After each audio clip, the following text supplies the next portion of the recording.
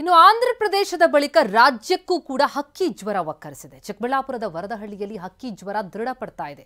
ಹಕ್ಕಿ ಜ್ವರವನ್ನ ದೃಢೀಕರಿಸಿದ್ದಾರೆ ಚಿಕ್ಕಬಳ್ಳಾಪುರ ಡಿಸಿ ರವೀಂದ್ರ.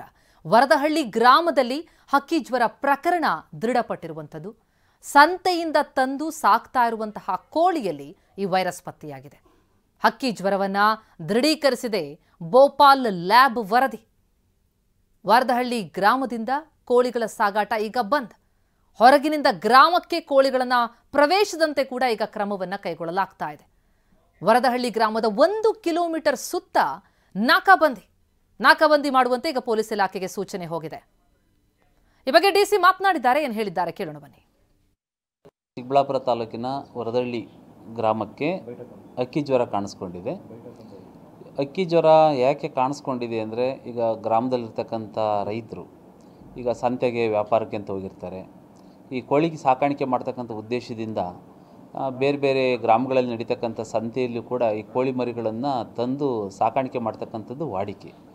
ಹಾಗಾಗಿ ಕೋಳಿ ಮರಿಗಳನ್ನು ಅಥವಾ ಕೋಳಿಯನ್ನು ಅವರು ವ್ಯಾಪಾರ ಮಾಡಿಕೊಂಡು ತರ್ತಕ್ಕಂಥ ಸಂದರ್ಭದಲ್ಲಿ ಆ ಕೋಳಿ ಮರಿಗಳು ಮತ್ತು ಕೋಳಿಗಳು ಬೇರೆ ಬೇರೆ ಪ್ರದೇಶದಿಂದ ತೆಗೆದುಕೊಂಡು ಬಂದು ವ್ಯಾಪಾರ ಮಾಡ್ತಕ್ಕಂಥದ್ದು ಕೂಡ ಇರುತ್ತೆ.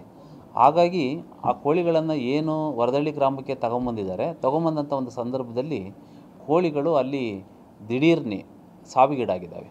ಇದರಿಂದ ನಾವು ಶಂಕಿತಗೊಂಡು ನಮ್ಮ ವೈದ್ಯಾಧಿಕಾರಿಗಳು, ವೆಟರ್ನರಿ ವೈದ್ಯಾಧಿಕಾರಿಗಳು ಅದರ ಸ್ಯಾಂಪಲ್ಸನ್ನು ತೆಗೆದು ಅದನ್ನು ನಾವು ಲ್ಯಾಬಿಗೆ ಕಳಿಸ್ಕೊಟ್ಟಂಥ ಒಂದು ಸಂದರ್ಭದಲ್ಲಿ ಅದು ಭೂಪಾಲಿಗೆ ಕಳಿಸ್ಕೊಡ್ಲಾಗಿತ್ತು. ಅಲ್ಲಿಗೆ ಹೋದಾಗ ಅದರಲ್ಲಿ ಈ ಹಕ್ಕಿ ಜ್ವರ ಇರ್ತಕ್ಕಂಥದ್ದು ಕಂಡು ಬಂದಿದೆ ಅಂತ ಹೇಳ್ಬಿಟ್ಟು ನಮಗೆ ದೃಢಪಡಿಸಿದ್ದಾರೆ. ಸೊ ಹಾಗಾಗಿ ಅದು ಬಂದ ತಕ್ಷಣವೇ ನಾವು ಜಿಲ್ಲಾ ಏನು ರೋಗ ನಿಯಂತ್ರಣ ಮಾಡ್ತಕ್ಕಂತಹ ಒಂದು ಸಕ್ಷಮ ಪ್ರಾಧಿಕಾರಿ ಆಗಿರೋದ್ರಿಂದ ಕೂಡಲೇ ನಾನು ಇವತ್ತು ಒಂದು ಎಮರ್ಜೆನ್ಸಿ ಮೀಟಿಂಗನ್ನು ಇವತ್ತು ಕಂಡಕ್ಟ್ ಮಾಡಿದ್ದೀನಿ.